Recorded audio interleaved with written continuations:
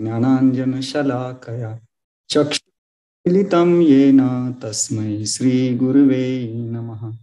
श्रीचैतन्यभीष्टं स्थापितं येन भूतले स्वयं रूपा कदा मह्यं ददान्ति स्वपदान्तिकं। वन्देऽहं श्रीगुरो श्रीयुतापदकमलं वैष्णवांश श्रीरूपं साग्रजातं सहगना रघुनाथान्वितं तं सजीवं साद्वैतं सावधूतं परिजनसहितं कृष्णचैतन्यदेवं श्रीराधा कृष्णपदां सहगना ललिता श्रीविशाखान्वितं च नमो विष्णुपदाय कृष्णपृष्ठाय भूतले श्रीमते भक्तिवेदांत स्वामिनिति नामिने। नमस्ते सारस्वती देवे गौरवाणी प्रचारिणे निर्विशेष शून्य पाश्चात देश तारिणे वाञ्छाकल्पतरुभ्यश्च कृपा सिन्धुभ्येव च पतितानां पावनेभ्यो वैष्णवेभ्यो नमो नमः।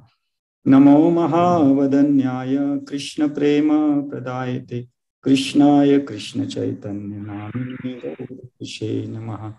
हे कृष्ण करुणा दीनबंधु जगत्पते गोपेश कांचन गौरांगी राधे वृंदावनेश्वरी वृषभानुसुते नमामि। जय श्री कृष्ण चैतन्य प्रभु नित्यानंद श्री अद्वैत गदाधर वासदि गौर। हरे कृष्ण कृष्ण हरे कृष्ण हरे राम राम राम हरे हरे। ओम नमो भगवते वासुदेवाय। ओम नमो भगवते वासुदेवाय। ओम नमो भगवते वासुदेवाय। नारायणं नमस्कृत्यं नरं चैव नरोत्तमं देवीं सरस्वती व्यासं ततो जयमुदीरये।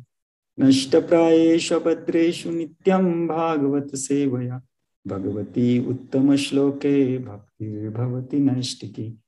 कृष्णाय वासुदेवाय देवकी नंदनाय च नंदगोपकुमाराय गोविंदाय नमो। हरे कृष्णा। उपस्थित सभी भक्तों का आज के इस श्री उपदेशामृत जो हम यहाँ पे चर्चा सत्र हम यहाँ पे कर रहे हैं, इसमें सबका स्वागत है। तो मुझे बहुत खुशी हो रही है कि आप सभी बैठते हुए यहाँ पे हम जो श्री रूप गोस्वामी जिन्होंने हमें एक बहुत ही सुंदर एक ऐसे उपदेशों की एक श्रृंखला हमें दी है, जिसमें हम अपने जीवन का जो उद्देश्य है उसको हम सफल कर सकते हैं। तो मैंने इस उपदेशामृत को नीचे एक टाइटल दिया है, शीर्षक दिया है कि साधक का लाइफस्टाइल। तो हम सभी जो यहाँ पे अभी यहाँ पे एकत्रित हुए हैं, इस चर्चा सत्र में शामिल हुए यहाँ पे, तो हम सभी एक साधक का जीवन हम जी रहे हैं और हमें हमारा एक जीवन शैली पता होना चाहिए। क्योंकि अगर किसी को किसी चीज की अगर प्राप्ति करनी हो, जीवन का अगर किसी का एक उद्देश्य होता है, तो उस उद्देश्य उस ध्येय के अनुसार उसके एक जीवन शैली होनी चाहिए। तो इस प्रकार हमारा जीवन का जो उद्देश्य है कि हमें भगवान श्री कृष्ण का एक शुद्ध भक्त बनना है, भगवान की प्रेममयी सेवा हमें करनी है, तो ये हमारे जीवन का उद्देश्य है। तो इस उद्देश्य के अनुसार हमारी एक जीवन शैली होनी चाहिए। और विशेष करके श्री रूप गोस्वामी जी का जो 2 ग्रंथ है, एक है उपदेशामृत और दूसरा है भक्ति रसामृत सिंधु। तो ये 2 जो ग्रंथ है, इनमें हमें हमारा एक एक साधक का एक जीवन शैली हमें पता होता चलता है कि हम कैसे जीवन जी सकते हैं जिससे हम हमारा जो उद्देश्य है कृष्ण प्रेम उसको हम प्राप्त कर सकते हैं। तो इसलिए आज हम यहाँ पे कुछ दिन, जैसे हमने ये निर्णय लिया है कि हफ्ते में 2 बार, गुरुवार और शुक्रवार के दिन, हर गुरुवार हर शुक्रवार के दिन 7 से 8 बजे तक हम इस उपदेशामृत के इस पूरे जो उपदेश है इनकी श्रृंखला के ऊपर हम चर्चा करेंगे। और इसमें हम देखेंगे कि कैसे हम अपने जीवन को जो आचार्यों की इच्छा है, भगवान श्री कृष्ण की, हम कैसे हमारे जीवन को एक भक्ति का जीवन हम जी सकते हैं।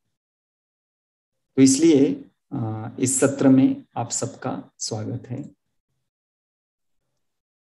हम देखेंगे कि ये उपदेशामृत की हमें क्या जरूरत है, क्योंकि जब तक इसकी जरूरत को हम इसके जरूरत का महत्व को हम समझ नहीं सकते हैं, तब तक इस उपदेशामृत के हर एक उपदेश को हम अपने जीवन में गंभीरता से पालन नहीं करेंगे। क्योंकि जब तक किसी भी व्यक्ति को किसी भी चीज की जरूरत जब पता चलती है, तब वो उसको प्रामाणिकता से, गंभीरता से अपने जीवन में लेता है।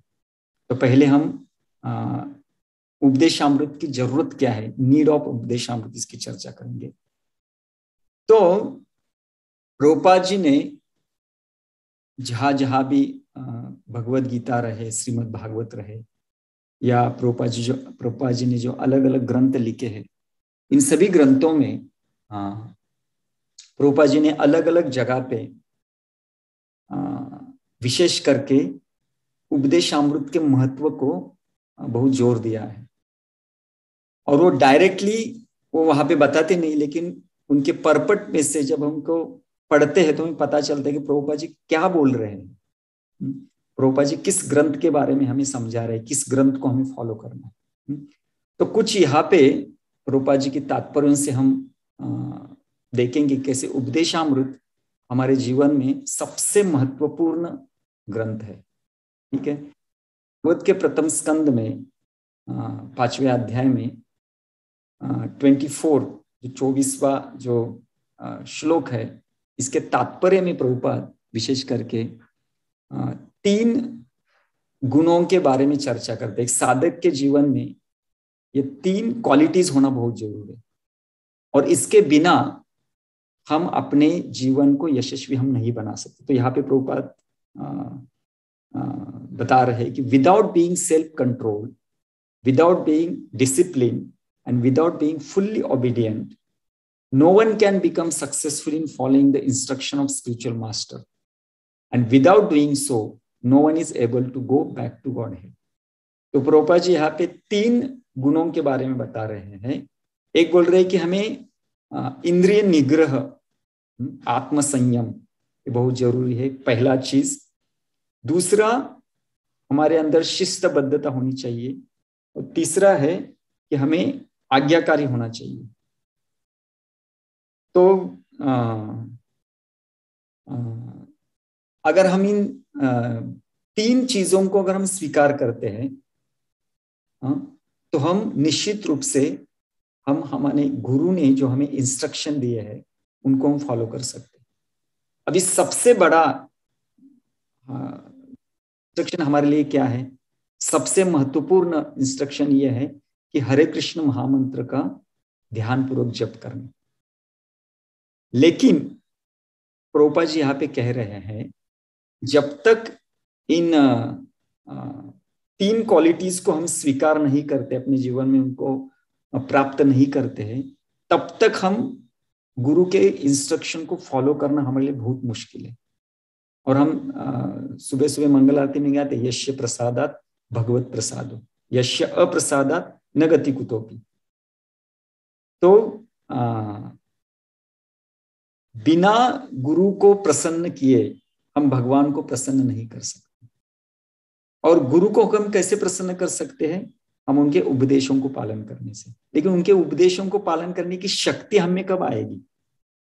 तो प्रभुपाद जी यहाँ पे लिख रहे हैं कि हमारे अंदर आत्मसंयम यानी इंद्रिय निग्रह होना चाहिए, हमारे अंदर कोई डिसिप्लिन होना चाहिए, शिष्टबद्धता होनी चाहिए और आज्ञाकारी होनी चाहिए। और ये तीनों चीज हमें उपदेशामृत देता है। तो उपदेशामृत हमें हमें गुरु के इंस्ट्रक्शन को हम कैसे अच्छी तरह से पालन कर सकते हैं, उसका जो क्वालिफिकेशन, उसका जो अधिकार है, वो हमें उपदेशामृत देता है। इसलिए उपदेशामृत हमारे जीवन में बहुत महत्वपूर्ण है। तो उपदेशामृत में ये तीन चीजें ज्यादा दिखाई देती है। एक है कि कैसे हम खुद के ऊपर, हमारे इंद्रियों के ऊपर हम कैसे निग्रह कर सकते हैं, हमारे जीवन में हम शिस्तबद्धता को हम कैसे पालन कर सकते हैं, हमारा लाइफस्टाइल कैसे होना चाहिए, और आज्ञाकारी, ये सभी उपदेशों को हम कैसे स्वीकार कर सकते हैं। तो इसके बारे में उपदेशामृत हमें बताता है। तो प्रभुपाद जी की इच्छा है कि हम अपने जीवन में उपदेशामृत को पढ़ना चाहिए, ना कि पढ़ना चाहिए, हमें अपने जीवन में उसको उतारना चाहिए। इसलिए प्रभुपाद प्रीफेस में, इंट्रोडक्शन में ही कहते हैं कि ये हर एक साधक को, जिसको अपने जीवन में भगवान श्री कृष्ण की प्राप्ति करनी है, ऐसे हर एक भक्त को इस ग्रंथ का अध्ययन करके उसको अपने जीवन में उतारना चाहिए। तो इसलिए हम देख रहे हैं कि ये उपदेशामृत ग्रंथ हमारे लिए कितना महत्वपूर्ण है, और प्रभुपाद जी इसके ऊपर जोर दे रहे हैं कि विदाउट उपदेशामृत हम गुरु जी के इंस्ट्रक्शन को फॉलो नहीं कर सकते। इसलिए गुरु ही हमें उपदेशामृत दे रहे हैं ताकि उनके इंस्ट्रक्शन को फॉलो करने के लिए हम अधिकारी बन सके। तो बिना अधिकार हम ज्यादा दिन गुरु के इंस्ट्रक्शन को हम पालन नहीं कर सकते। इसलिए गुरु के इंस्ट्रक्शन हमें हेवी क्यों जाते हैं? इसका कारण है कि हमारे अंदर,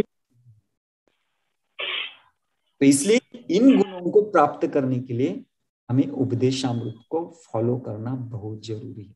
तो पहला कोटेशन है जहां पे प्रभुपाद लिखते हैं कि आत्मनिग्रह, शिस्तबद्धता और आज्ञाकारी होना, इसके बिना हम अपने जीवन में कभी प्राप्त नहीं कर सकते। गुरु के इंस्ट्रक्शन को फॉलो अगर नहीं करेंगे तो हमारा जीवन का जो उद्देश्य है, भगवत धाम जाना, भगवान कृष्ण का प्रेम प्राप्त करना, ये हम हमारे जीवन में कभी प्राप्त नहीं कर सकते। आगे जाके प्रभुपाद इसी स्कंद में कहते हैं कि कलयुग के लोगों के बारे में प्रभुपाद जी तात्पर्य में बता रहे हैं कि कलयुग के लोगों का जो जीवन है वो इतना कम क्यों है। आज देखते कि ऐसा कहा जाता है कि मनुष्य जीवन का जो कालावधि कहते हैं, टाइम पीरियड, कितने 100 ईयर्स, लेकिन आजकल इतने लोग जीते नहीं है। तो ये जो जीवन काल है ये कम क्यों हो रहा है? तो प्रभुपाद लिखते हैं कि कलयुग में ऐसा नहीं कि हमारे पास खाने के लिए ज्यादा अन्न नहीं है, खाना नहीं है, not so much because of insufficient food but because of irregular habits. तो हमारी जो अनियंत्रित आदतें हैं उनके कारण हमारा जो जीवन है वो कम होते। और प्रभुपाद आगे लिख रहे हैं कि by keeping regular habits and eating simple food any man can maintain his health. विहारस्य युक्त कर्म चेष्टसु युक्त स्वप्नावबोधस्य योगो भवति दुःखः। तो क्लियरली ये सभी इंस्ट्रक्शन हमें एक ही ग्रंथ से मिलेंगे, वह है उपदेशामृत। तो उपदेशामृत हमें इरेग्युलर हैबिट्स से हमें रेगुलर हैबिट्स तक लेके आता है, इसको ध्यान में लीजिए। तो जो हमारी अनियंत्रित आदतें हैं और जो हमें पशुतुल्य जीवन की तरफ लेके जाते हैं, इन सभी आदतों को हमें उपदेशामृत बता देगी है, और हमें एक मनुष्य की जीवन शैली को जीना है। इसलिए प्रभुपाद जी जब इस उपदेशामृत की शुरुआत करते हैं, जहां पे हमें कुछ बताना चाहते हैं, तो वहां पे लिखते हैं simple living and high thinking. ये तभी हो सकता है जब हम उपदेशामृत को फॉलो कर सकते हैं, अदरवाइज नहीं। इसलिए प्रभुपाद यहाँ पे कह रहे हैं कि हमारा जो जीवन काल है वो कम होते जा रहा है क्योंकि हमारी आदतें खराब हो रही है। तो इन आदतों को अगर हम नियमित रूप से करेंगे तो निश्चित रूप से हम हमारे स्वास्थ्य को अच्छा रख सकते हैं, और जब स्वास्थ्य अच्छा होता है तभी हम अच्छी तरह से भक्ति कर सकते हैं, अदरवाइज। आगे प्रभुपाद कहते हैं कि ओवर ईटिंग यानी अत्याहार, ओवर सेंस ग्रेटिफिकेशन यानी अति इंद्रिय तृप्ति, over dependence on others mercy. तो हम इतने कंफर्ट जोन में चले गए जाते हैं कि हम हमेशा दूसरों के ऊपर जीने की हमारी आदत होती है। और artificial standards of living SAP the very Vitality of human energy. तो प्रभुपाद कहते हैं कि ये जो कृत्रिमता, जीवन हमने जो कृत्रिम बनाया है, इसको हमें नैसर्गिक बनाना है। लेकिन एक कृत्रिम जीवन को ही आज लोग इस आधार के ऊपर जीवन जीते हैं, और इसी कारण लोगों का जो जीवन है वो कम होते जा रहा है। लेकिन उपदेशामृत हमें सिखाएगा कि हम कैसे एक स्पॉन्टेनियस और एक ऑर्गेनिक हम जीवन कैसे जी सकते हैं, जिसके लिए मनुष्य जीवन बनाया गया है। मनुष्य जीवन ये इंद्रिय तृप्ति और पशुतुल्य जीवन जीने के लिए हमें मनुष्य जीवन नहीं दिया गया। तो उपदेशामृत हमें बताएगा कि हम किस तरह से हम जीवन जी सकते, हमारा एक जीवन शैली क्या होता है। वे प्रभुपाद हमें बता रहे। आगे प्रभुपाद कहते कि no one can give rapt attention who is not pure in mind. ये ध्यान से सुनिए, कितना महत्वपूर्ण है। देखो, जब तक हमारा मन शुद्ध नहीं है तब तक हम भक्ति में आप संलग्न नहीं कर सकते। हम बोलते ध्यान पूर्वक जप करना चाहिए, क्योंकि प्रभुपाद कहते हैं कि ध्यान पूर्वक जप करना, जब हरे कृष्ण महामंत्र का जब हम ध्यान पूर्वक जप करते हैं तो 99% जो एडवांसमेंट लिखा गया है, हमने बहुत बार सुना है, वो है हरे कृष्ण महामंत्र के जप के ऊपर। लेकिन हम देखते हैं कि जब भी हम जप करने बैठते हैं तो हमारा मन ही सुनता नहीं। मन इतना विचलित होता है कि एक क्षण वो एक जगह पे रुकता नहीं। क्यों नहीं है? क्योंकि वो शुद्ध नहीं है। अगर मन शुद्ध नहीं है तो हम ध्यान कैसे लगा सकते? ध्यान लगाना मतलब मुश्किल है, हम लगा ही नहीं सकते ध्यान को। इसलिए प्रभुपाद यहाँ पे कहते no one can give rapt attention who is not pure in mind.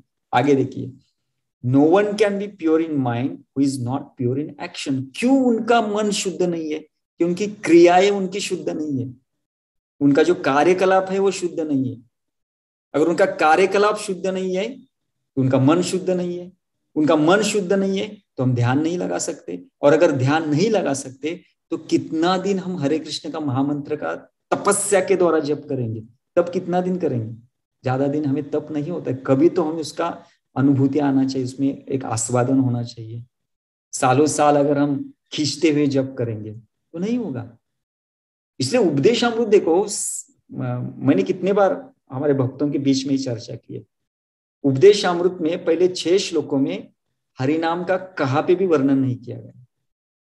एक जगह पे है जहां पे प्रभुपाद ददाती यानी हरिनाम का दान देना, लेकिन जप करने के बारे में पहले 6 श्लोकों में कहाँ पे भी वर्णन किया नहीं है।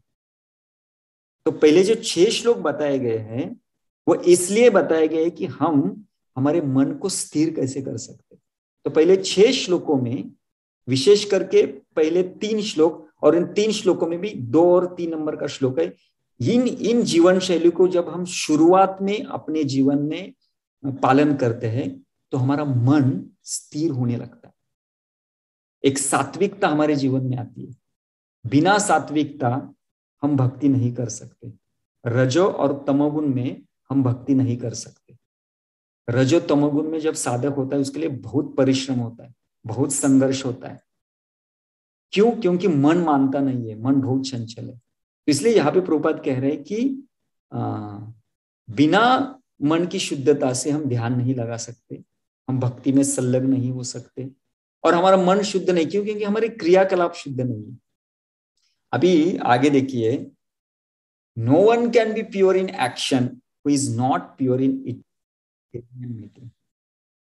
क्योंकि हमारी क्रियाकलाप, खाना पीना सोना, यही हमारा रेगुलेशन में नहीं है, नियमित नहीं है, तो हमारे इसके ऊपर तो हमारा क्रियाकलाप है। देखो प्रभुपाद जी बेसिक मतलब हमें फाउंडेशन की तरफ लेके जा रहे हैं, क्योंकि खाना और सोना, ये जो हमारा नित्य नियम है जिसके बिना हम जी नहीं सकते। ऐसा है क्या कि अगर एक दिन हम सोएंगे नहीं तो चलेगा, एक दिन हम खाएंगे नहीं तो चलेगा? ऐसा नहीं होगा। हमें इन चीजों को करना ही है। लेकिन इसके ऊपर डिपेंड है हमारे कार्यकलाप। अगर ये चार चीजें हम नियमित रूप से अधिकृतता से अकॉर्डिंग टू उपदेशामृत अगर अपने जीवन में पालन करते हैं तो हमारे कार्यकलाप शुद्ध होते हैं। जैसे कार्यकलाप शुद्ध होते हैं तो मन शुद्ध होता है, और मन शुद्ध होता है तो हमारा ध्यान लगने लगता है। तो देखो बेसिक चीज में क्या है, बेसिक चीज है कि सिर्फ आहार निद्रा भयमय तुनम च सामान्य एतत् पशु ही नराना धर्मे ही तेषो अधिक विशेषो धर्मे न ही न पशु ही समान। ये श्लोक को मैंने जब पहली बार इस्कॉन में आया था तब इसको मैंने सुना था, लेकिन आज इसका सही में महत्व समझ रहा हूं कि कितना महत्वपूर्ण है। शुरुआत में हम देखते हैं यार ये तो भगवत गीता में मनुष्य जीवन और पशु जीवन के बीच का जो संबंध है उसके बारे में जो फर्क है दिया गया है उसके बारे में दिया गया है। उस जगह पे वो ठीक है, लेकिन अब समझ में आता है कि वो आहार निद्रा ये कितना महत्वपूर्ण है। और उपदेश अमृत के 2 नंबर और 3 नंबर के जो श्लोक है विशेष करके हमारे जीवन में यहाँ पे भक्ति कहा दी ही नहीं है। मैक्सिमम वहां पे भजन के बारे में दिया ही नहीं है। भजन तो डायरेक्ट ही 7वें श्लोक में दिया गया, हम चर्चा करेंगे डिटेल में। तो वहां पे डायरेक्टली 2 और 3 नंबर के श्लोक में हमें एक जीवन शैली के बारे में बताया गया है। जब तक वो जीवन शैली को हम पालन नहीं करेंगे तब तक हम क्रियाकलापों में शुद्ध नहीं होंगे, और जब तक हमारे क्रियाकलाप हमारे कार्य जब तक शुद्ध नहीं होंगे तब तक हमारा मन शुद्ध नहीं होगा। और बिना मन शुद्धि से हम क्या नहीं कर सकते, हम भक्ति में ध्यान नहीं लगा सकते। तो इसलिए प्रभुपाद यहाँ पे पहले स्कंद में ही ये बता रहे। तो इन ऐसे अनेक तात्पर्य है, इन अलग अलग तात्पर्य में प्रभुपाद जी हमें समझा रहे हैं कि Upadeshamrita is the only source. हमारे लिए उपदेशामृत बहुत महत्वपूर्ण है जिसको हमें जीवन में पालन करना है। तो ये भी हम देखेंगे कि उपदेशामृत किसके लिए नहीं है। समझो आज की क्लास में भी जितने भी कुछ डिवोटी यहाँ पे जुड़े हुए हैं तो इसको ध्यान में लीजिए कि उपदेशामृत किसके लिए नहीं है। अगर आप इस उद्देश्य से यहाँ पे आए हुए हैं तो फिर आपका तो क्या बोल रसाभास हो सकता है। तो वो उद्देश्य क्या होना चाहिए, तो किसके लिए उपदेशामृत नहीं है। पहले तो ये एंटरटेनमेंट नहीं है, मतलब जैसे कोई सुनेगा चैतन्य लीला सुनेगा या किसी महाभारत रामायण से अगर कोई कथा सुनेगा तो एक प्रकार से हमारा एक एंटरटेनमेंट होता है, और एंटरटेनमेंट होता ही है, लेकिन कथा के द्वारा हमारा शुद्धिकरण भी होता है। ऐसा नहीं कि सिर्फ एंटरटेनमेंट। लेकिन उपदेशामृत ये मनोरंजन के लिए बिल्कुल नहीं। उपदेशामृत की कोई भी उपदेश हमें अच्छा नहीं लगने वाला, वो कहीं, क्योंकि उपदेश किसी को अच्छे नहीं लगते। तो उपदेशामृत मनोरंजन के लिए बिल्कुल नहीं है। दूसरा, उपदेशामृत ये इंफॉर्मेशन मतलब जानकारी के लिए भी नहीं है। ये अगर हम समझो यहाँ पे बैठे, हाँ कुछ हमें नॉलेज मिलेगा, तो नॉलेज के लिए, ज्ञान के लिए उपदेशामृत नहीं है। ये इंफॉर्मेटिव क्लास नहीं है, ये इंस्ट्रक्टिव क्लास रहेगा। और इंस्ट्रक्शन को सुनना आज भक्तों का अच्छा नहीं लगता है। कभी बोले इंस्ट्रक्शन बोलेंगे तो बोलते अरे वो हजम नहीं होता है, डाइजेस्ट नहीं होता है बोलते। लेकिन उपदेशामृत में हमें सिर्फ इंस्ट्रक्शन मिले, ना एंटरटेनमेंट ना इंफॉर्मेशन। हमारा उद्देश्य ये क्लास सुनने का ये होना चाहिए, ना हमें मनोरंजन करना है ना हमें जानकारी लेना है। और तीसरा है कि अगर हमारे जीवन में आलस्य बहुत है, लेथार्जिक पर्सन, अगर कोई साधक के जीवन में आलस्य ज्यादा है तो वो साधक उपदेशामृत को फॉलो करना बहुत मुश्किल है। क्योंकि जैसे ही श्री रूप गोस्वामी ने 6 चीजों को करना नहीं है, ये श्लोक दूसरे श्लोक में बताएंगे, और तीसरे श्लोकों में बताएंगे कि 6 चीजों को हमें करना है। तो करना है कि शुरुआत रूप गोस्वामी कहते हैं उत्साह, उत्साह यानी नो लेथर्जी, नो आलस्य। तो अगर हमारे जीवन में आलस्य है तो उपदेशामृत को फॉलो करना बहुत मुश्किल हो। इसलिए तीन व्यक्तियों के लिए ये उपदेशामृत नहीं है, जो मनोरंजन चाहता है, जो जानकारी चाहता है और जो आलसी है। इनके लिए उपदेशामृत कोई कार्य नहीं करे, क्योंकि उपदेशों से भरा हुआ है। इसलिए एंटरटेनमेंट, इंफॉर्मेशन और लेथर्जिक पर्सन के लिए उपदेश नहीं है। तो उपदेशामृत किसके लिए है, यह बहुत महत्वपूर्ण है। तो हमारा उपदेशामृत सुनने के पीछे क्या उद्देश्य होना चाहिए? अगर इस उद्देश्य को लेके अगर हम उपदेशामृत को सुनते हैं, पढ़ते हैं, तभी उपदेशामृत हमारे जीवन में कुछ तो कार्य कर सकता है। ठीक है, तो उपदेशामृत किसके लिए है? पहले तो हमारे जीवन का उद्देश्य होना चाहिए कि मुझे शुद्ध भक्ति प्राप्त करनी है, मतलब कृष्ण प्रेम मुझे प्राप्त करना है। तो उपदेशामृत में एक ही प्रकार की फलश्रुति वहां पे दिखाई दी। भागवत में अलग अलग प्रकार की फलश्रुतियां है, लेकिन उपदेशामृत हमें एक ही फलश्रुति देता है, वो है कि हमें वाचो वेगम पे शुरुआत करता है और कृष्ण प्रेम तक लेके जाता है। मतलब हमारे जीवन का उद्देश्य क्या है? अगर हमारे जीवन का उद्देश्य है शुद्ध भक्ति, इस एक ही उद्देश्य से हम उपदेशामृत को पालन कर सकते हैं। तो अगर किसी के पास ये उसके हृदय में एक जेन्युइन डिजायर है कि मुझे, इसलिए रूप गोस्वामी भक्ति रसामृत सिंधु के शुरुआत में ही श्लोक में थे, अन्य अभिलाषिता शून्य। तो कोई अभिलाषा नहीं होनी चाहिए। प्योर डिवोशनल सर्विस मतलब क्या है? कोई भौतिक इच्छा नहीं होनी चाहिए। तो जो भौतिक इच्छा विरहित जीवन जीना चाहते हैं और भगवान श्री कृष्ण की शुद्ध भक्ति करना चाहते हैं, भगवान श्री कृष्ण का जो प्रेम है, जो प्रेममय सेवा है, उसको करना चाहते हैं, जिसके जीवन का उद्देश्य ये है, केवल उसके लिए ये उपदेशामृत ग्रंथ है। इसके अलावा अगर पूजा लाभ प्रतिष्ठा या धन है, या इस भौतिक जगत में हमें कुछ इंद्र तृप्ति करनी है, अगर ये उद्देश्य हमारा रहेगा तो उपदेशामृत उसके लिए नहीं, क्योंकि उपदेशामृत की शुरुआत ही होती है हमें पूजा लाभ प्रतिष्ठा से बाहर जाना। इसलिए तो बहुत से डिवोटी को पढ़ते ही नहीं है, बोलते कि ये हमारे लिए है ही नहीं। लेकिन हमारे आचार्य कहते हैं कि बिना उपदेशामृत हम कृष्ण भक्ति नहीं कर सकते। इसलिए जिसका जीवन का उद्देश्य शुद्ध भक्ति करना है, उसके लिए ये उपदेशामृत है। और जिसको शुद्ध भक्ति करना है वो उपदेशामृत को स्किप नहीं कर सकता, उसको उपदेशामृत का अपने जीवन में पालन करना है। एक है उपदेशामृत, दूसरा है भक्ति रसामृत सिंधु।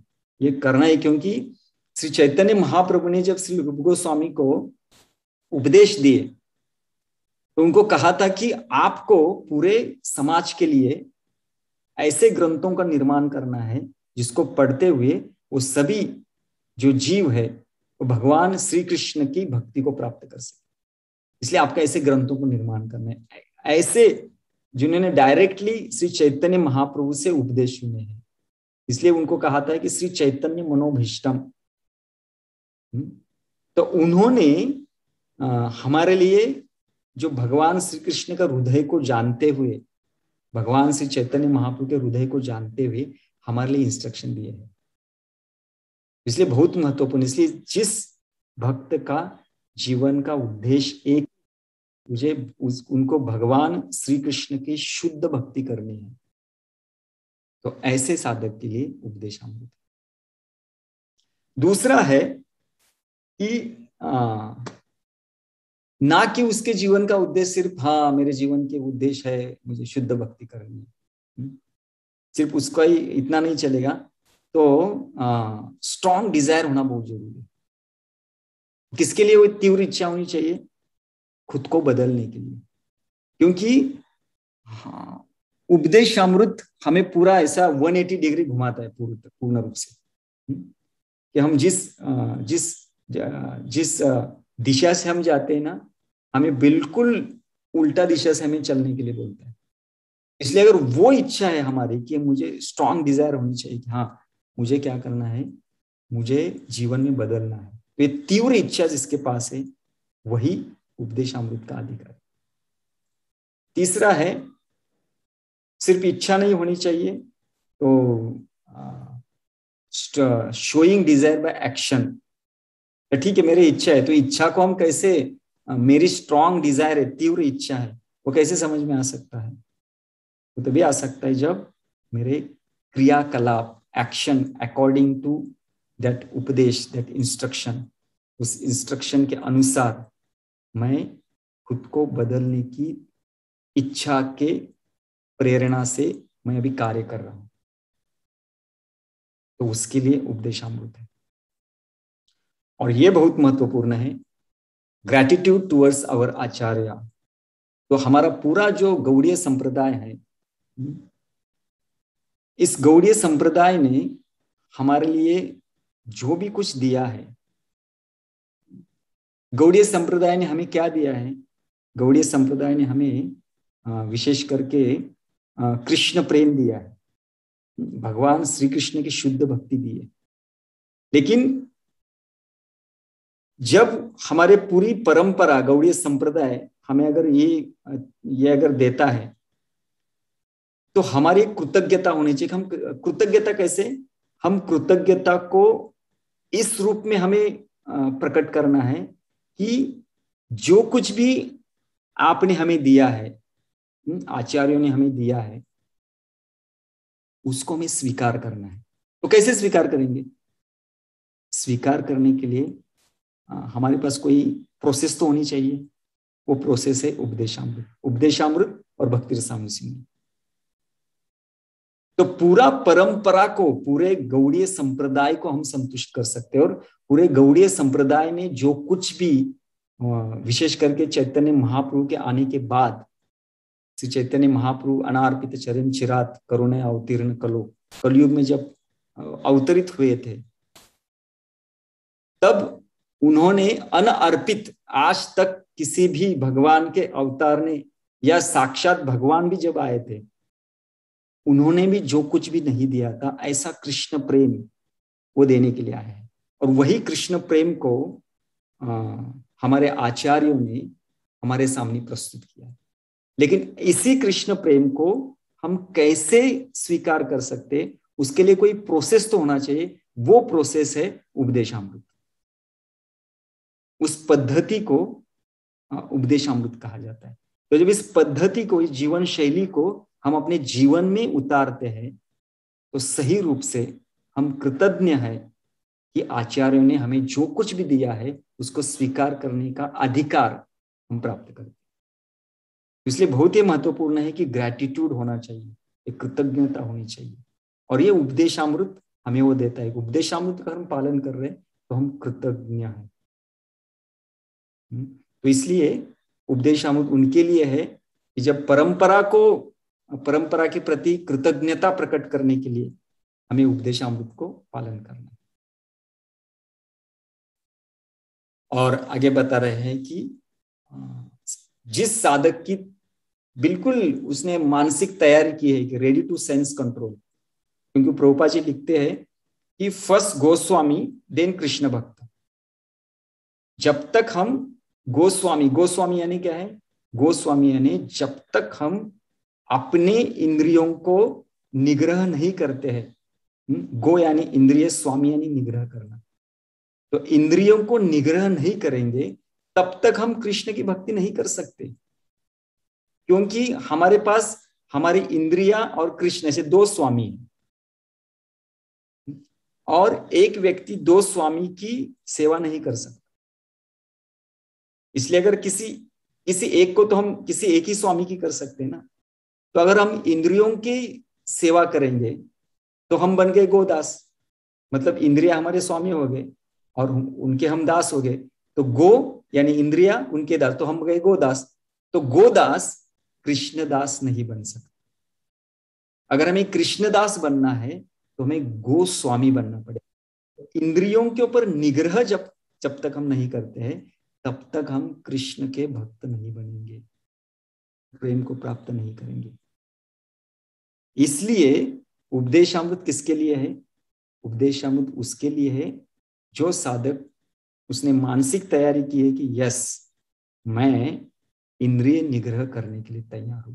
और ऐसा नहीं कि हमें इंद्रिय कृत्रिम रूप से करना है, इसलिए हमने बोला ना कि हमें कृत्रिम जीवन नहीं जीना है। उपदेशामृत हमें स्टेप बाय स्टेप हमें ऐसे गाइड करता है कि धीरे धीरे, ऐसा नहीं हमें तुरंत हमारे जीवन में बदलाव लाएंगे, नहीं, हम चर्चा करेंगे कि हमें धीरे धीरे धीरे धीरे धीरे हमारे जीवन में बदलाव लाना है। लेकिन ये ध्यान में रखना है कि उपदेशामृत मेरे लिए है क्या, तो ये चीजें, ये 5 चीजें मेरे अंदर होनी चाहिए। एक तो हमारे मेरे जीवन का उद्देश्य केवल शुद्ध भक्ति है, मेरे अंदर तीव्र इच्छा है, मैं खुद को बदलना चाहता हूँ, और ना की इच्छा रखता हूं, मैं वो कृति में भी उतारना चाहता हूं, मैं कृति कर रहा हूं। और चौथा है कृतज्ञता प्रकट कर रहा हूं पूरी परंपरा को, पूरे गौड़ीय संप्रदाय को। और I am ready to sense control, मैं इंद्रिय निग्रह करने के लिए तैयार हूं। ये 5 ये क्वालिटी जिसके पास है उसके लिए उपदेशामृत। अगर ये नहीं है तो फिर उपदेशामृत को पढ़ना या उपदेशामृत को सुनना एक प्रकार से फिर हमारा एक रसाभास हो सकता है, क्योंकि वो हमारे लिए कभी अच्छा नहीं लगेगा। और बहुत से साधक इसलिए इस ग्रंथ को पढ़ते नहीं है, क्योंकि बोलते हैं कि कुछ तो बोलते हैं कि हमारे लिए है ही नहीं। तो ऐसा नहीं है, ये सिर्फ और सिर्फ गौड़ीय संप्रदाय में जितने भी कुछ डिवोटीज हैं इन सबके लिए इसको हमें पढ़ना ही है। इसलिए 5 ये चीजें हमें उपदेशामृत पढ़ने का अधिकारी बनाते हैं। नहीं तो फिर अगर ये हमारे जीवन में नहीं रहेंगे तो फिर उपदेशामृत को लेके हम क्या करेंगे, उपदेशामृत के इस चर्चा सत्र में भाग लेके हम क्या करेंगे। इसलिए 5 चीजों को जानना बहुत जरूरी है। आगे आगे बताया गया है कि हमारा एटीट्यूड क्या होना चाहिए, ये जो मनोभाव क्या होना चाहिए। क्योंकि प्रभुपाद जी कहते हैं कि मनोभाव, प्रभुपाद जी प्रीफेस में, इंट्रोडक्शन में प्रभुपाद कहते हैं कि advance consciousness depends on the attitude of the follower. मतलब कृष्ण भावना में अगर मुझे प्रगति करनी है तो ये किसके ऊपर आधारित है, वो है कि हमारा मनोभाव क्या है। तो उपदेशामृत के चर्चा सत्र में हम जो इतने सम्मिलित यहाँ पे हुए हैं, तो हमारा मनोभाव क्या होना चाहिए ये यहाँ पे हम देखेंगे। अगर ये मनोभाव को लेके अगर हम यहाँ पे बैठे हैं तो निश्चित रूप से हमारे जीवन में परिणाम दिखाएगा, नहीं तो फिर नहीं। ठीक है, तो मनोभाव क्या होना चाहिए तो यहाँ पे प्रभुपाद जी बता रहे हैं।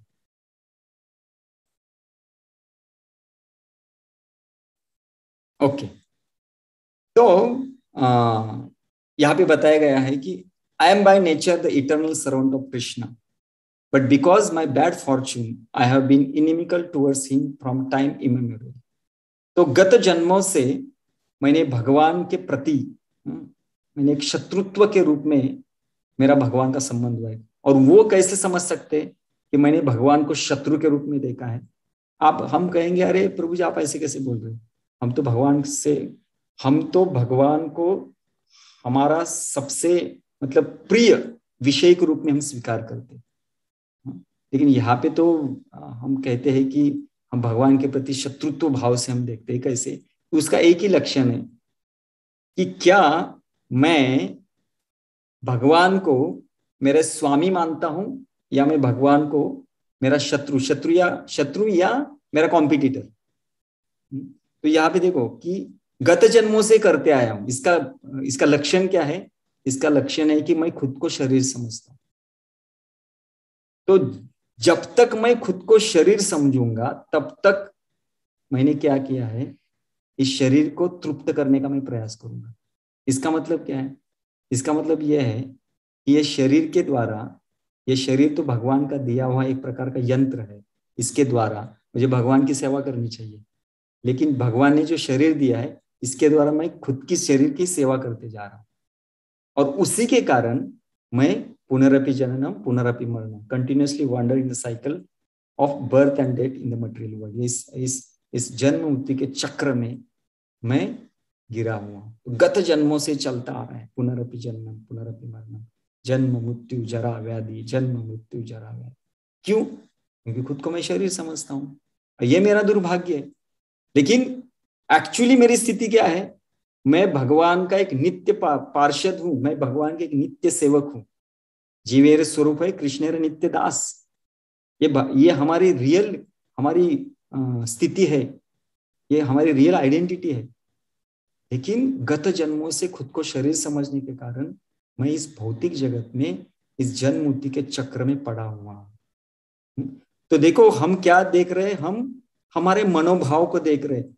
तो ये अगर मेरा मनोभाव है कि गत जन्मों से मैं इस भौतिक जगत में भगवान के खिलाफ शत्रुत्व भाव को रखते हुए, मेरे इंद्रियों को तृप्त करने के इस मनोभाव को धारण करते हुए इस जगत में पड़ा हुआ हूं। लेकिन देखो आगे आगे कहा है कि now as a result of some unimaginable good fortune that I understood that I am Krishna's eternal servant. तो मेरे भाग्य का उदय हुआ है। कैसे मेरे भाग्य का उदय हुआ है?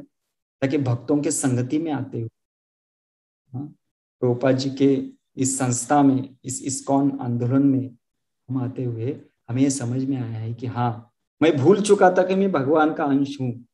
ममे वंशे जीवलोके जीवभूत सनातन। भगवान कहते हैं सभी जीव मेरे अंश है, सभी जीव मेरे शाश्वत सेवक है। मैं भूल चुका था, लेकिन भक्तों के संगति के कारण मुझे आज पता चला है कि मैं भगवान का एक सेवक हूं। ये मेरे भाग्य का उदय हुआ है। और आगे कहा गया है, now by the mercy of Srila Prabhupada and Srila रूप Goswami I got the process to establish that relationship towards Krishna. भगवान मतलब प्रभुपाद जी और श्री रूप गोस्वामी जी की कृपा से मुझे वो पद्धति मिली है, जिस पद्धति से मैं जो कुछ भी मेरे जीवन में जो भी कुछ मुझे भूल गया था, मैं भगवान का मेरा जो शाश्वत समय में भूल गया था, उस संबंध को प्रस्तापित करने की जो पद्धति है वो मुझे आचार्यों की कृपा से मिली है। और वो क्या है? वो है उपदेशामृत। इसलिए ये मनोभाव अगर मेरे पास है कि मैं गत जन्मों से इस भौतिक जगत में पड़ा हुआ हूं, लेकिन मुझे अभी भगवान श्री कृष्ण की शुद्ध भक्ति करनी ही है। किसी भी हालत में मुझे भगवान से अपना जो संबंध है उसको स्थापित करना ही है, किसी भी हालत में। और वो पद्धति क्या है? और मुझे पता चला कि वो पद्धति है उपदेशामृत। जैसे उदाहरण में हम देख सकते हैं कि अगर कोई अगर व्यक्ति अगर भूखा है, 3-4 दिन से अगर उसने कुछ खाया नहीं है, और अचानक उसको खाने के लिए कुछ मिलता है, तो वो कैसे खाएगा? वो कितना मतलब उत्साह के साथ उस अन्न को ग्रहण करेगा। वैसे हमारी हालत होनी चाहिए कि एक तो ये, और ये कभी होगा जब हम धीरे धीरे धीरे धीरे धीरे इन रजो और तमोगुण को पार करते हुए हम धीरे धीरे आगे जाएंगे ना, तब हमें वो उत्साह, तब हमें वो लौल्य, तब हमें वो गंभीरता धीरे धीरे आएगी। इसलिए उपदेशामृत हमें स्टेप बाय स्टेप धीरे धीरे धीरे धीरे इन गुणों से बाहर निकालने के लिए हमें प्रभुपाद जी वो जीवन शैली दे रहे हैं। इसलिए इस जीवन शैली को हमें स्वीकार करना ही है, इसके अलावा दूसरा कोई रास्ता नहीं है। ये एक ही रास्ता दिया है, मतलब हमारे महाजनों ने गतासतंत्र, महाजनों ने एक ही रास्ता दिया। तो वो पद्धति अगर मुझे पता चली है तो आई एम रेडी, तो मैं अभी तैयार। तो ये मनोभाव अगर मेरे पास है, इस मनोभाव से अगर मैं उपदेशामृत का अध्ययन करूंगा, तभी जाके मेरे जीवन में निश्चित रूप से मुझे यश मिलेगा। और इसलिए I am wholeheartedly accepting this process and try to follow according to my capacity from today onwards. आज से ही, इसलिए मैंने जानबूझ के यहाँ पे इस माई कैपेसिटी, इसको मैंने रेड कलर में दिया है। क्यों? क्योंकि हर एक का क्षमता अलग अलग हो सकता है। ऐसे नहीं आज हम कुछ सुनेंगे, उसको पालन करने के लिए सभी एक ही कैपेसिटी से, एक ही क्षमता से पालन करें, नहीं, हर एक का क्षमता अलग अलग रहेगा। उसके ऊपर 3 गुणों का जो बोलते हैं ना उसे बद्धता, 3 गुणों के द्वारा जो कितना बद्ध है, जो कम बद्ध है वो जल्द से जल्द वो बाहर निकल सकता है, लेकिन जिसकी बद्धता ज्यादा है, जिसके ऊपर ये 3 गुण विशेष करके रजो और तमोगुण बहुत हावी हो जाते हैं, तो उस साधक के लिए उसकी क्षमता धीरे धीरे धीरे उसने बढ़ानी चाहिए। वो एकदम आल्ट करेगा, वो ज्यादा तपस्या नहीं कर सकता, तो उसने अपने क्षमता के अनुसार धीरे धीरे धीरे उपदेशामृत को पालन करना है। एज इट इज वो नहीं कर सकता, क्योंकि उतनी शक्ति हमें नहीं होगी, क्योंकि गुण बहुत भयानक है और हमें उसकी पता है, क्योंकि हम ऐसे नहीं कि गुणों के बारे में हमें पता नहीं है, हम रोज उनके साथ संघर्ष करते हैं। मन षष्ठानि इंद्रियाणि प्रकृति स्थानी कर्षित, वो संघर्ष हमारा चालू ही है। तो इसलिए ये हमारी क्षमता के अनुसार हमें कार्यकलाप करना है। तो क्षमता को पहचानना है, और जिन भक्तों के साथ हम गुह्यम आख्याति पुच्छति करते हैं, और हम देखेंगे जब हम उन उपदेशामृत के जब श्लोकों के द्वारा हम चर्चा करेंगे, तो वहां पे जब हमारा प्रैक्टिकल एप्लीकेशन जब आएगा, तो हमें क्या कैसे कैसे करना है, तो उसके अनुसार हमें क्या करना है, हमारे एक जीवन शैली बनाना चाहिए ऑन पेपर। मैं इस जीवन शैली से कार्य करूंगा, और हमें डायरेक्टली उसको एक्शन में लाना है। तो हर एक का जीवन शैली उनके क्षमता के अनुसार थोड़ा सा अलग अलग हो सकता है। एक ही जीवन शैली का जीवन नहीं जिएंगे, मतलब एक ही तरह की तपस्या वो नहीं करेगा। जैसे सुबह कोई 2 बजे उठेगा, तो सभी 2 बजे नहीं उठ सकते, कोई 3 बजे उठेगा, कोई 5 बजे उठेगा, लेकिन उठना ये उपदेशामृत हमें सिखाता है। लेकिन कितने बजे हम सुबह उठ सकते हैं, हम नींद कितना ले सकते हैं, तो ये थोड़ा सा डिफर हो सकता है। लेकिन हमें कम नींद लेना है, कम यानी जितना हमारे जरूरत है उतना लेना है, आहार हमारा जितना आवश्यक उतना लेना है। तो इसमें थोड़ा सा हर एक क्षमता के अनुसार थोड़ा इधर उधर हो सकता है, लेकिन हमें प्रिंसिपल को नहीं तोड़ना है। तो प्रिंसिपल को पकड़ते हुए हमें उपदेशामृत को हमारी क्षमता के अनुसार हमें पालन करना है। तो ये अगर मनोभाव है कि मुझे पता चला है वो पद्धति क्या है जिसके द्वारा भगवान के प्रति मेरे संबंध को मैं प्रस्थापित कर सकता हूँ, और वो पद्धति मुझे मिली है, वो पद्धति उपदेशामृत, उसको मैं सहृदय मैं इसको स्वीकार करता हूँ, और मेरी क्षमता से मैं इसको पालन करूंगा। अगर ये मनोभाव को अगर हम स्वीकार करेंगे, तभी हम उपदेशामृत को अपने जीवन में पालन करेंगे। अदरवाइज ये मनोभाव नहीं है तो फिर कठिन जाता है। और मैंने देखा है कि साधकों के जीवन में यही एक बड़ी समस्या है, ये मनोभाव न होने के कारण उनको करने के लिए बहुत मुश्किल होता है, क्योंकि ये मनोभाव वो अधिकार देता है कि वर्ड टू वर्ड अपने जीवन में पालन करने के लिए। और उपदेशामृत ऐसा है, मैंने कितनी बार भक्तों के साथ चर्चा की कि उपदेशामृत में किसी भी चीज को हम निग्लेक्ट नहीं कर सकते, क्योंकि चुन चुन के श्री रूप गोस्वामी ने दिया है। ऐसा नहीं कि ये नहीं करना है तो ये करो, ये नहीं करना तो ये करो, ऐसा नहीं, हमें करना ही है। तो करते समय हमारी क्षमता ऊपर नीचे हो सकती है, धीरे धीरे धीरे हम आएंगे, उस स्टैंडर्ड तक आएंगे, हमें डरने की जरूरत नहीं है, उस स्टैंडर्ड तक हम आएंगे।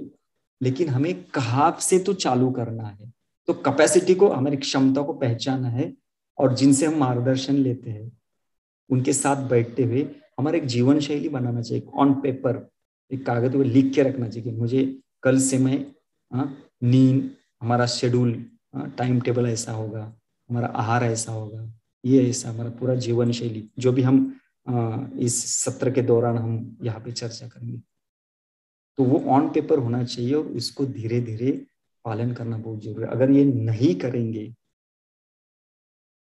तो फिर मुश्किल है प्रगति करना। इसलिए रूपा जी एक भगवद गीता के 6 अध्याय के तात्पर्य में कहते हैं, जो खुद को मदद करना चाहता है उसको भगवान मदद करे, तो खुद को मदद करना मतलब क्या है? खुद को मदद करना मतलब उसकी तीव्र इच्छा होती है कि हाँ, मुझे खुद में बदलाव लाना है, और वो उस तरह से कार्यकलाप करने चालू कर देता है। तो वो खुद को मदद कर रहा है, तो भगवान उसको शक्ति दे देंगे, भगवान उसको कृपा दे।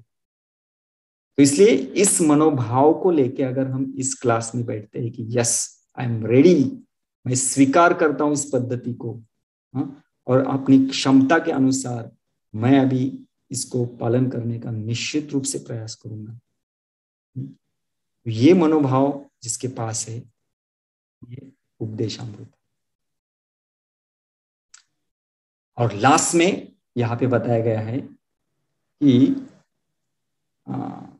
ये बहुत महत्वपूर्ण है यहाँ पे कि following second and third verse we spontaneously control 6 urges. तो बहुत ही इंटरेस्टिंग है। श्री रूप गोस्वामी विशेष करके ये जो टोटल 11 श्लोकों का उपदेशामृत है, उसमें से पहले जो 3 श्लोक है, ये 3 श्लोक है जो हमें हमारा जीवन शैली बताते हैं। दूसरे जो 3 श्लोक है 4 से 6, उस जीवन शैली को भक्तों के संगति में हमें कैसे पालन करना है वो बताते हैं। और उसके बाद में 7वें श्लोक से हमें भजन क्रिया के बारे में बता रहे हैं। तो उसमें से सबसे महत्वपूर्ण चीज ये है कि जो दूसरा और तीसरा जो श्लोक है ना, उसको अगर हम पालन करेंगे तो अपने आप हमारा पहला श्लोक पालन हो सकता है, अपने आप। तो पहला श्लोक क्या है? पहला श्लोक इफेक्ट है। इफेक्ट यानी उसको परिणाम कहते हैं। लेकिन अगर हम सिर्फ परिणाम के ऊपर ध्यान देंगे, जैसे हमने एक प्रभुपाद जी के कोट के ऊपर चर्चा की थी, क्या कि ध्यान नहीं लगता है, तो ध्यान नहीं लगना, ध्यान लगना ये परिणाम है। लेकिन इस परिणाम के ऊपर हम फोकस करेंगे तो हमारा ध्यान कभी नहीं लगे। इसलिए साधक क्या करते हैं? साधक कॉज को नहीं ढूंढते, रूट को नहीं ढूंढते, कारण को नहीं ढूंढते। जब हम कारण के ऊपर कार्य करते तो परिणाम अपने आप आता है। लेकिन हम परिणाम के ऊपर हम कार्य करने जाते हैं तो बहुत समस्या होती है। तो प्रॉब्लम क्या हो रहा है जीवन में? प्रॉब्लम ये हो रहा है कि हम भक्ति करना चाहते हैं, लेकिन भक्ति करने के लिए जो अनुकूल जीवन शैली है उसको हम स्वीकार नहीं कर रहे। तो अनुकूल जीवन शैली को स्वीकार नहीं करेंगे तो मन बहुत चंचल रहेगा, और अनुकूल जीवन शैली हमें सात्विकता तक लेके जाती है। और बिना सात्विकता हमारा मन स्थिर नहीं होता, और बिना स्थिर मन से हम भक्ति कैसे कर सकते हैं? बहुत मुश्किल हो सकता है। इसलिए विशेष करके दूसरा और तीसरा जो श्लोक है वो हमें बेसिक जीवन शैली देता है, जिसको पालन करने से इसमें 6 चीज करना नहीं है और 6 चीज हमें करनी है। इन टोटल 12 चीजों को हम पालन करते हैं तो अपने आप जो पहले बताए, वाचो वेगम, मनसा क्रोध वेगम, जीवा वेगम, उदर उपस्थ वेगम, एतान वेगान यो विषेत धीरा सर्वामपिना पृथ्वी स शिष्यात्, वो व्यक्ति पूरे जगत में वो गुरु बनने लायक है। वो व्यक्ति गुरु बनने लायक है जो इंद्रिय निग्रह करता है। लेकिन इंद्रिय निग्रह ये इफेक्ट है, इफेक्ट मतलब वाचो वेगम, वाणी के जो वाणी का जो आवेग है ये इफेक्ट है, लेकिन उसका कॉज हमें ढूंढना है। वो कॉज क्या है, वो कारण क्या है, उसके ऊपर हमें फोकस करना है। वो सेकंड एंड थर्ड श्लोक में दिया गया। इसलिए हम कल से क्या करेंगे? कल से हम डायरेक्टली दूसरा और तीसरा श्लोक की चर्चा चालू करेंगे। और विशेष करके भक्तिविनोद ठाकुर, इन्होंने इसके ऊपर कुछ ऐसे निबंध, एसेज लिखे हुए हैं, और उसको संग्रहित करते हुए एक ग्रंथ का निर्माण किया गया। उसका नाम है भक्त्यालोक। जो 6 चीज नहीं करनी और 6 चीज करनी, उसका इलेबोरेटली भक्तिविनोद ठाकुर उनका वर्णन कर रहे हैं। तो उन टिप्पणियों को लेते हुए और प्रभुपाद जी हमें समझा रहे, उनको एकत्रित करते हुए हम अपनी जीवन शैली को बनाएंगे, और अपने क्षमता के अनुसार, किसी के ऊपर फोर्स हमें नहीं करना है, क्योंकि फोर्स से कुछ होता नहीं है। अपनी क्षमता के अनुसार हमें इस जीवन शैली को धीरे धीरे, इसलिए भक्ति को ग्रेजुअल कहा गया है। हम भक्ति में नाटक ज्यादा दिन नहीं कर सकते, हमें धीरे धीरे धीरे धीरे धीरे धीरे हमें प्रयास करना है। और इसकी चर्चा हम करेंगे, वेरी प्रैक्टिकली हम जाएंगे। ऐसा नहीं कि हम ये एक प्रवचन के दौरान मैं बताऊं, नहीं, हम डिस्कशन करेंगे। हाँ, कि हम चर्चा के रूप में हम जाएंगे कि कैसे हर एक जो चीज जहाँ पे रूप गोस्वामी बताते हमें नहीं करना है, तो हम उसको कैसे नहीं कर सकते, उसका लिविंग कल्चर क्या है। और कुछ जो चीज हमें करना पड़ेगा, वो बता रहे कि हमें करना है, तो इसको हम कैसे कर सकते, इसका लिविंग कल्चर क्या है। इसको हम बहुत ही सुंदर रूप से सिस्टमेटिक, प्रैक्टिकली और ऑर्गेनिक वे से हम जाएंगे, ताकि हमें उसको पालन करने के लिए ज्यादा तप नहीं लगना चाहिए। तो धीरे धीरे धीरे धीरे धीरे धीरे हम प्रयास करेंगे। लेकिन हमारी तैयारी होनी चाहिए, यस मुझे वो करना है, मुझे वो करना है, मुझे वो करना है। इसलिए हम पहले दूसरे और तीसरे श्लोक की चर्चा करेंगे। वो होने के बाद हमें पता चले कि पहला श्लोक तो परिणाम है, वो तो इफेक्ट है, लेकिन कॉज क्या है, कॉज है सेकंड एंड थर्ड वर्स। और जब ये तीन श्लोकों को हम अच्छी तरह समझेंगे ना, तभी हम देखेंगे कि आगे जो श्लोक बताएंगे 4, 5 और 6, वो भक्तों के संगति में कैसे पालन कर रहा है, भक्तों के संग कैसे करना है। लेकिन पहले 3 श्लोक है इंद्रिय निग्रह। जब इंद्रियों के ऊपर हमारा निग्रह आता है ना, तो भक्तों के संगति में हम अच्छी तरह से रह सकते हैं। हमारा प्रॉब्लम वही है, भक्त देखते हैं तो हमारे क्रोध आता है, द्वेष आता है, लोभ आता है। हाँ? क्यों? क्योंकि इंद्रिय निग्रह नहीं। इंद्रिय निग्रह क्यों नहीं है? क्योंकि दूसरा तीसरा श्लोक को हम पालन नहीं कर रहे। तो कॉज को पकड़ेंगे, कारण को पकड़ेंगे, इफेक्ट अपने आप आएगा। तो इस तरह से हम कल से हम चर्चा करेंगे कि दूसरा और तीसरा श्लोक, और कैसे हम दूसरा तीसरा श्लोक पालन करने से पहला श्लोक अपने आप आएगा। और ऐसे धीरे धीरे धीरे उपदेशामृत की चर्चा हम निश्चित रूप से करेंगे। तो इसको कहते हैं कॉज एंड इफेक्ट। हेलो प्रभु जी, हरे कृष्णा। हरे कृष्णा। हे रोज असणार आहे का हे लेक्चर? नहीं नहीं प्रभु जी, ये रोज नहीं है, ये गुरुवार शुक्रवार के दिन रहेगा 7 से 8 बजे तक, हर ओके। गुरुवार और शुक्रवार के दिन। आणि माझा अजून एक डाऊट होता, आपण जेव्हा महामंत्र म्हणतो तेव्हा कृष्णा हे शब्द, कृष्णा हे नाव कसं प्रोनाऊन्स करायचं, म्हणजे करेक्ट प्रोनाउन्सिएशन? प्रोनाउंसिएशन से ज्यादा है मनोभाव। कभी कभी हमारा प्रोनाउंसिएशन अच्छा होगा, लेकिन हमारा अगर मनोभाव अच्छा नहीं है, तो फिर वो प्रोनाउंसिएशन इतना ज्यादा इफेक्ट नहीं करेगा। लेकिन अगर right attitude and right pronunciation अगर करेंगे, तो जल्दी से जल्दी इफेक्ट आ सकता है। तो इसलिए कृष्ण, कृष्णा नहीं, कृष्ण। हरे कृष्ण कृष्ण कृष्ण हरे हरे, हरे राम राम राम हरे हरे, ये प्रोनाउंसिएशन होना चाहिए। लेकिन इसमें तेच विचारत होतो. मनोभाव बहुत जरूरी है। मनोभाव क्या है कि आई एम सर्वेंट, मैं कृष्ण का दास हूं और कृष्ण मेरे स्वामी है। इस मनोभाव को धारण करते हुए हमें हरे कृष्ण कृष्ण कृष्ण हरे हरे, हरे राम राम राम हरे हरे, इस प्रोनाउंसिएशन के द्वारा अगर हम जप करेंगे तो हमें भगवान की कृपा मिलेगी। ठीक है प्रभु? ओके प्रभु जी, thank you. Yes yes. Any question?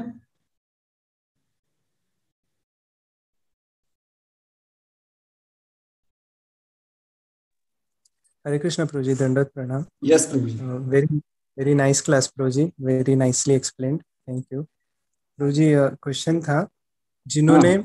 अपने जिन्होंने अपने जीवन में शुद्ध भक्ति को ध्येय बनाया है, जिनका ध्येय कृष्ण प्रेम है, उनके जीवन में जैसे जीवात्मा के पास स्वेच्छा है तो उसको हर क्षण में चॉइसेस लेने पड़ते हैं, तो उसी तरह जिन्होंने शुद्ध भक्ति कृष्ण प्रेम इसे अपना ध्येय बनाया है, दास दास अनुदास इसको अपना ध्येय बनाया है, तो उनके जीवन में जो चॉइसेस है, चाहे फिर वो उनके भौतिक जीवन से रिलेटेड हो, परिवार से रिलेटेड हो, भक्ति से रिलेटेड हो, हर एक चॉइस में उनको कौन सी बात को हमेशा अंडरलाइन करके और एकदम ध्यान में रखना है और उसके सेंटर में रख के हर चॉइस को उनको करना है। मतलब कोई भी सिचुएशन आए, जो भी वो चॉइसेस लेंगे उस चॉइसेस के पीछे का उनका मेन किस बात को उनको हमेशा ध्यान में रखना है, ताकि उनका ध्येय उसमें ये ना हो और साथ ही साथ वो उस कार्य में भी अपना बेस्ट दे सके। हरे कृष्ण। बहुत सुंदर प्रश्न है ये। इसलिए तो बताया ना कि पहला जो श्लोक है वो कंडीशनल अर्जेस है, मतलब हमेशा नहीं रहते। लेकिन सेकंड और थर्ड जो दिया गया है इसको कॉन्स्टिट्यूशनल अर्जेस कहा गया है। ये हमारे जीवन का एक प्रकार का आधार है। खाना है, प्रयास करना है, तो हमें इसके बिना हम जी नहीं सकते। तो स्टेप बाय स्टेप, जैसे आपने प्रश्न पूछा कि हमें हमेशा क्या करना है क्या नहीं करना है, ये हमारी हालत होती है। ये 2 और 3 नंबर के श्लोक को जब अच्छी तरह से हम अध्ययन करेंगे ना, तो हमें मतलब हर एक क्षण हमारे पास चॉइस रहेगा कि मुझे क्या करना है और मुझे क्या नहीं करना है। और वो चॉइस को हम ऑन पेपर अगर लिखेंगे, इसलिए हमारा एक प्रकार का एक शेड्यूल होना चाहिए। क्योंकि ये जो दूसरा और तीसरा जो श्लोक हमें बताएगा ना, ये हमें मतलब हर समय पे जो चॉइसेस हमारे आते हैं कि करना है कि नहीं करना है, करना है कि नहीं करना है, इसके उत्तर देते हैं। इसलिए इन श्लोकों को हमें इसकी चर्चा करेंगे। उसका प्रैक्टिकली जब हम ऑन पेपर लिखेंगे, हम यहाँ पे भी मैं आपको दिखाऊंगा कि कैसे होना चाहिए, क्षमता के अनुसार कैसे होना चाहिए।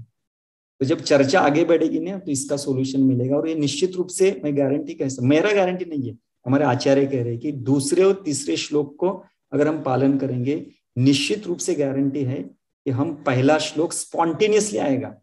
ना वाणी को हम विक्टिम बनेंगे, ना मन को हम विक्टिम बनेंगे, मतलब हर प्रकार के इंद्रियों के ऊपर हमारा निग्रह आएगा।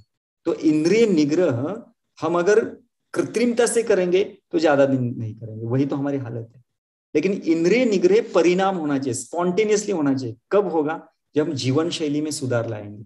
और इसका मतलब ये नहीं कि हमें ये छोड़ के कहा दूसरी जगह पे जाना, नहीं, जहां पे भी हम रहते उसी हालत में हम जीवन शैली को कैसे बना सकते, ये दूसरा और तीसरा श्लोक है, जहाँ पे हमेशा चॉइस रहेगा क्या करना है क्या नहीं करना है। ये दूसरा और तीसरा श्लोक हमें बताएगा। तो इसकी जब हम चर्चा करेंगे डिटेल में, तब आपको पता चलेगा, क्योंकि ये चर्चा बहुत लंबी है। धीरे धीरे पता चलेगा, जैसे ही पता चलेगा वो हमें लिखना है और इसको हम पालन करना है। ठीक है प्रभु। तो मैं अभी इसके बारे में नहीं बता सकता, क्योंकि ये बहुत ही विस्तारित अभी हमारा चर्चा सत्र होगा, तब धीरे धीरे इसकी चर्चा होगी। ओके प्रभु। परफेक्ट। यस प्रभु जी, थैंक यू। और किसी का? प्रवीण के कम।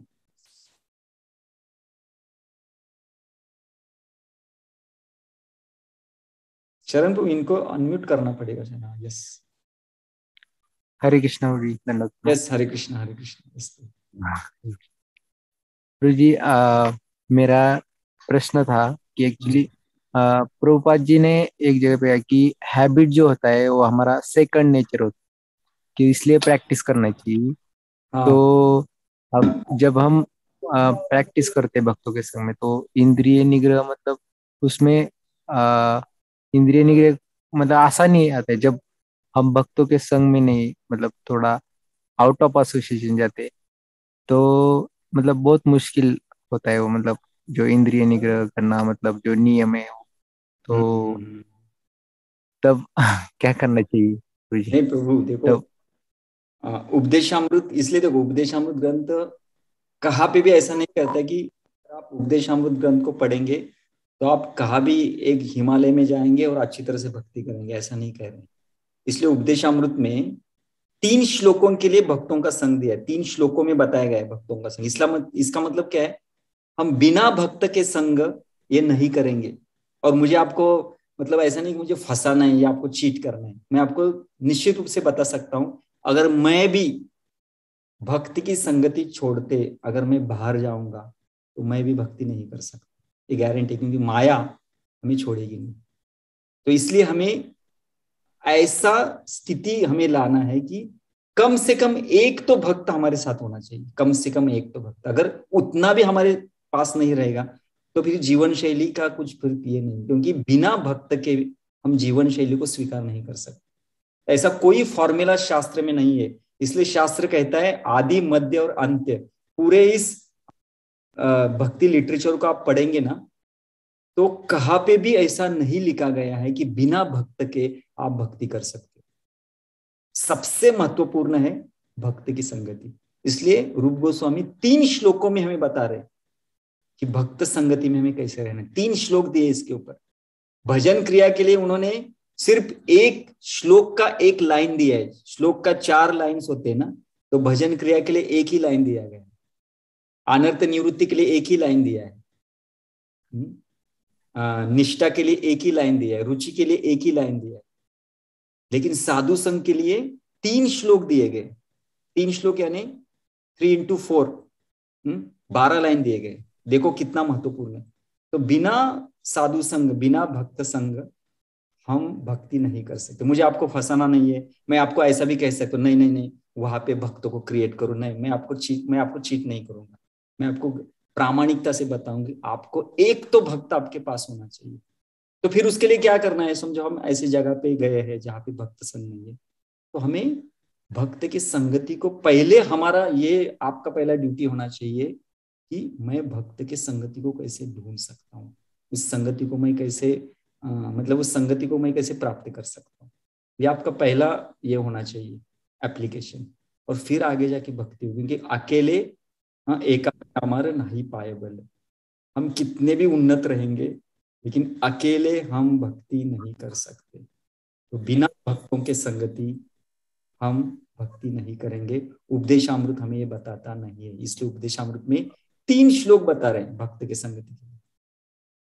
इसलिए बहुत महत्वपूर्ण है भक्त की संगति। बिना भक्त संगति भक्ति नहीं होगी। तो मेरी रिक्वेस्ट है आपको कि जल्द से जल्द आप कैसे भी करके मतलब ये क्या है, अभी ये इसका भी ये हो गया है कि केस टू केस स्टडी हो गया कि किस लिए आप वहां पे गए हैं, आप वहां पे क्या कर रहे हैं, तो कितना दिन तक आप वहां रहेंगे।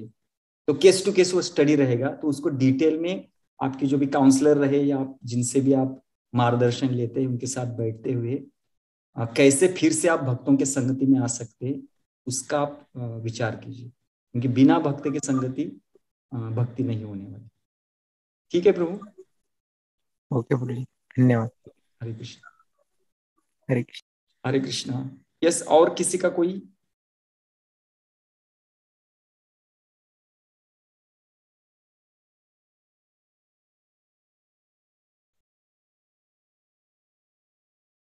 ओके ठीक है, तो फिर हम कल मिलेंगे और कल हम हरे कृष्णा। यस प्रभु।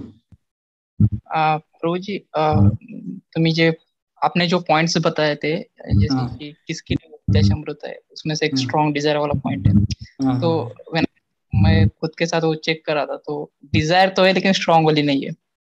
तो क्वेश्चन ये रहेगा कि वो डिजायर को स्ट्रॉन्ग कैसे करें। अगर आप जैसे बताया कि उपदेशामृत शुरू होने से पहले ये चीजें होनी चाहिए, फिर उसके बाद में कुछ चीजें आती, फिर जप आता है, फिर भक्ति आती है। तो जप के हिसाब से हम डिजायर को स्ट्रॉन्ग कर सकते हैं, लेकिन बिना जप के भी हम हमारी डिजायर को कैसे स्ट्रॉन्ग करें? नहीं, इसके लिए ना देखो, डिजायर स्ट्रॉन्ग कब होगी? रूपा जी उदाहरण देते हैं कि शराबी बनना है। रूपा जी बोलते सिंपल है कि जो ऑलरेडी जो शराब में जो महाजन है उनके संगति में जाके बैठो, अपने आप हम शराबी बनेंगे। वैसे जिनकी तीव्र इच्छा है मुझे भगवान की प्राप्ति इसी जन्म में करनी है, ऐसे भक्तों के संगति में रहना बहुत जरूरी है। रोज नहीं, लेकिन हफ्ते में एक बार तो उनके साथ बैठ के उनका संग करना बहुत जरूरी है। उनकी संगति से वो वाइब्रेशन हमारे अंदर जाते हैं, उनकी तीव्रता, वो जो बोलते हैं, वो जो कार्यकलाप करते हैं, उनको हम देखते हैं तो हमें पता चलता है कि कितनी तीव्रता से भक्ति करें, मुझे भी करनी। तो उनके संगति को लेते हुए उनकी तीव्रता को हम अनुभव कर रहे हैं और उन तीव्रता को हम अपने जीवन में स्वीकार भी कर रहे हैं, क्योंकि वो तीव्रता हमें दे रहा है। जब उनके साथ हम संगति कर रहे हैं वो तीव्रता हमें दे रहा है।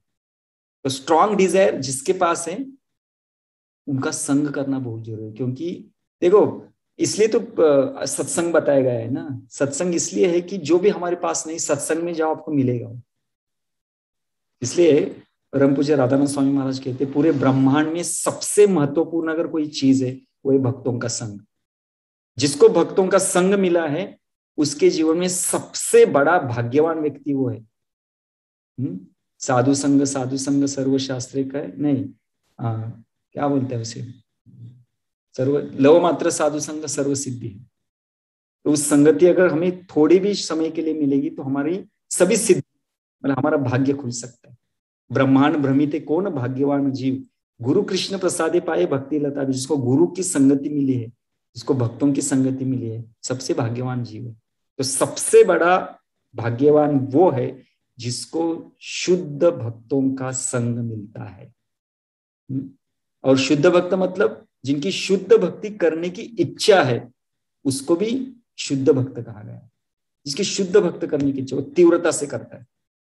तो ऐसे भक्तों की संगति में अगर रहेंगे, उनके साथ हम आदान प्रदान करेंगे, तो हमारी इच्छा वो होती है। देखो ना, हम बाहर जाते हैं तो हम ऐसे लोगों से मिलते हैं जो मार्केट में बहुत ही टॉप 1 पे, उनके साथ चर्चा करते, हमें कैसा लगता है, हमें भी बनना है, तुरंत उसका मनोभाव हमारे वैसे ही है।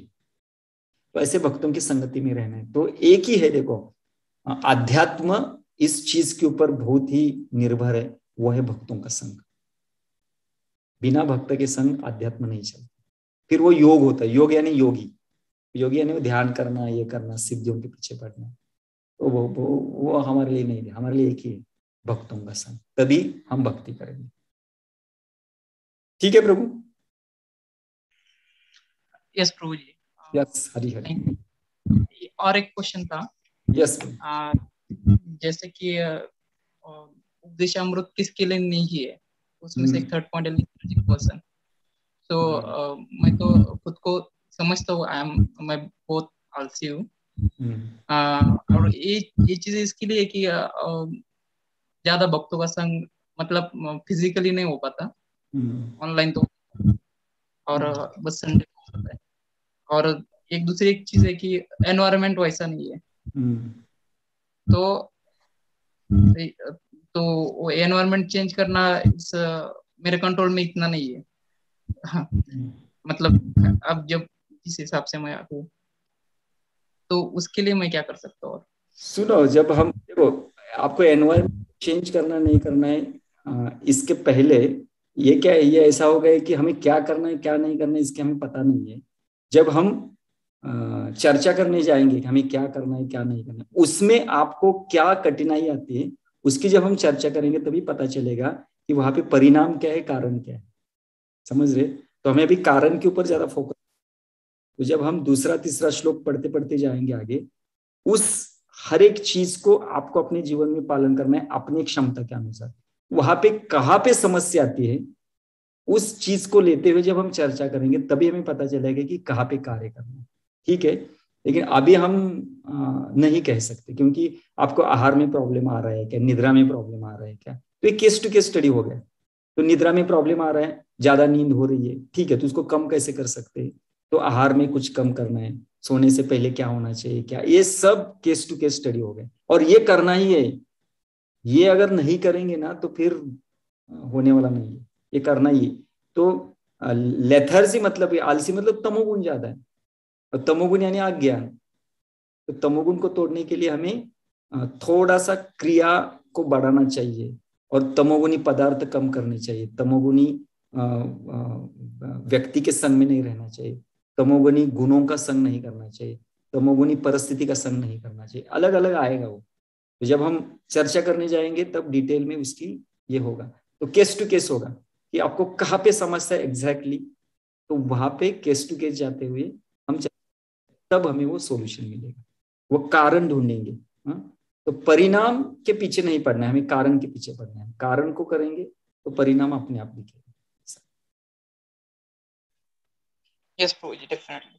Thank you, Hare Krishna. Thank you, Hare Krishna. तो हम कल फिर मिलेंगे शाम को 7 बजे, और हम अभी उपदेशामृत के अंदर हम प्रवेश करेंगे और देखेंगे कि कैसे हमारे जीवन में इसको हम धीरे धीरे स्टेप बाय स्टेप इसको हम कैसे उतारने का हम प्रयास करेंगे। हरे कृष्ण। जय श्रील प्रभुपाद की जय, जय श्री रूप गोस्वामी की जय, इस उपदेशामृत की जय। हरे कृष्ण।